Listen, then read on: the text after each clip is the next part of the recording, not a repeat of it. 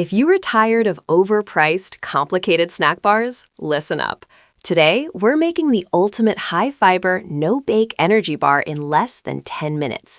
Minimal ingredients, maximum fuel. First, pulse 2 cups of rolled oats and half a cup of raw almonds until they resemble a coarse flour. This structure gives the bars their necessary body.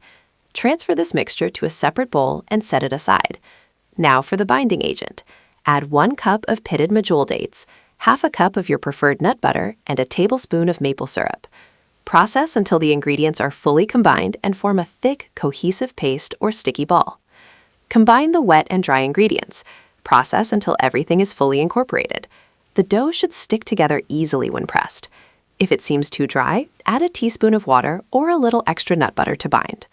Press the mixture firmly and evenly into a parchment-lined pan. Chill for 30 minutes to set, then slice into 12 perfect bars.